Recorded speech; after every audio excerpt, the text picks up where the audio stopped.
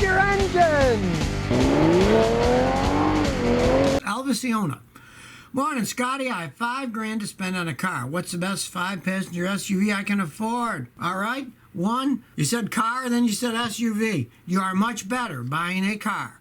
You buy a sedan, you can get a good used sedan like a Corolla or a Camry if you price around. It'll be a little older, but it can last a long time. But you want an SUV.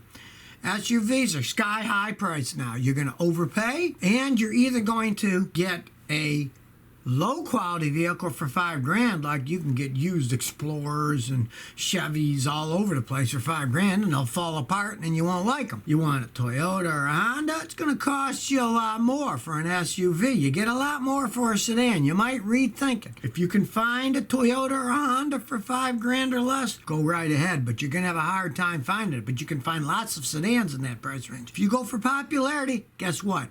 You pay for it. You might rethink it.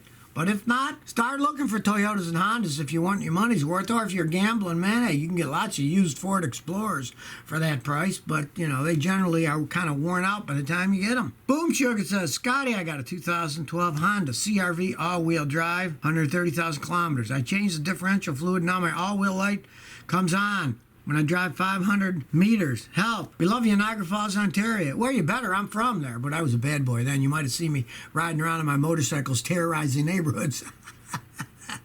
All right, here's the first thing. Make sure you use the differential fluid that Honda has. It's a special fluid only for the Honda all-wheel drive differentials. It's for no other vehicle. Make sure you use that. Make sure you have the correct amount. I would say drain it out, go to Honda, buy the correct fluid, and put it in. And pray that's the only thing, because those systems are very complex. Long fluid, you're going to have problems. Light can come out warning you of a problem. So chain it all up. Go to Honda, buy their fluid, put it in, and pray that fixes it. If not, you're going to have to go to a guy like me. We're going to hook up our fancy scan tool, and we'll see what codes exist in the all-wheel drive system. Something has gone wrong. Pray it's just the wrong fluid or not the right amount in it. Rick Harrison says, hey, Scotty, my dad has an '07 Ford Focus that won't start up.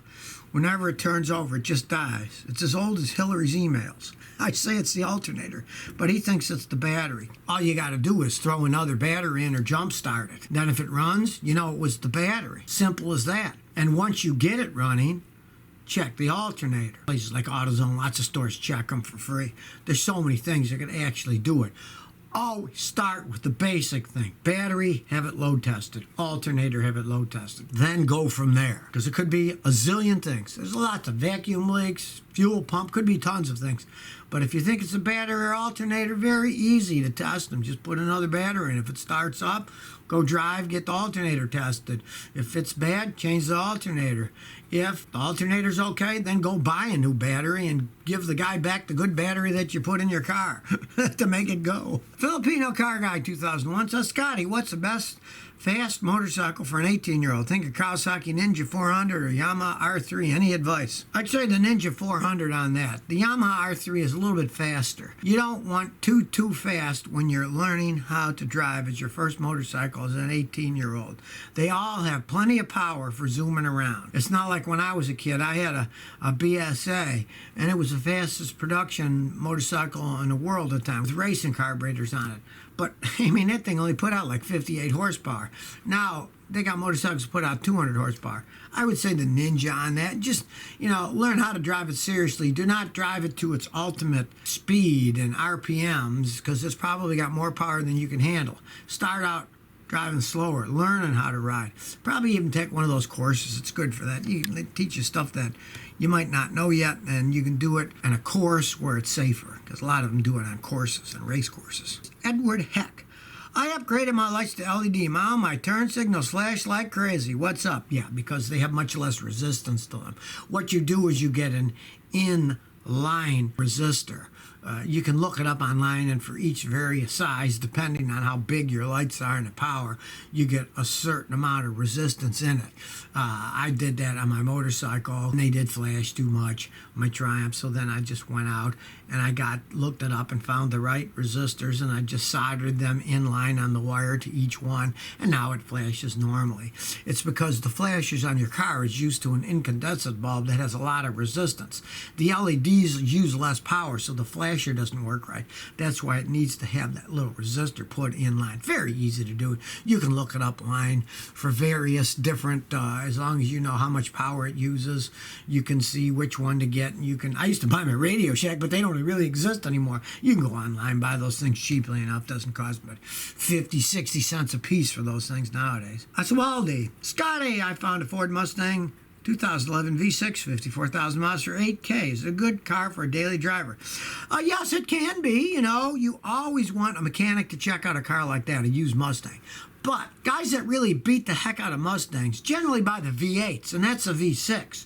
So already you're in the right ballpark, because a lot of guys that buy the V6, they don't care for speeds. They like the look, and they're fast enough. They go around, and people have fun with them. So could be a really good driving car for an everyday driver. But as I always tell, you buy a used car, always have a mechanic check it out before. There's a lot of crooks out there, wrecked, flooded, stolen cars, and mechanics will be able to tell you they're checking it out. It's worth paying them $100 like I charge to check them out. Crisscross 4371 says, I'm putting a refurbished ECM in my 03 Jeep Liberty. Will it fix my alternator overcharge issue? Well, it will if the computer was the problem.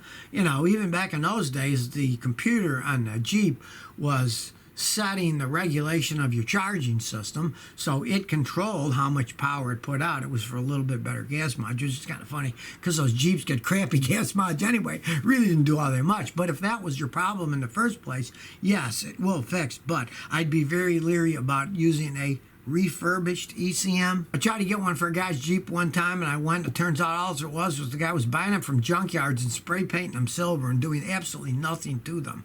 Refurbished doesn't mean anything on most computers because there's really no way of testing a modern computer. There's so many different ones for so many vehicles.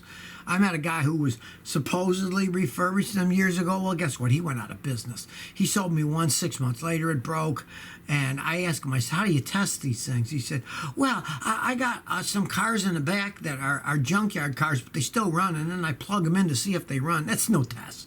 A lot of times this refurbished crap is garbage. I personally will only use new ones. I never use refurbished ones for that reason. They're often junk. Keely-Ann says, our 95 Ford Explorer gets 20 miles per gallon on the highway. Is that good?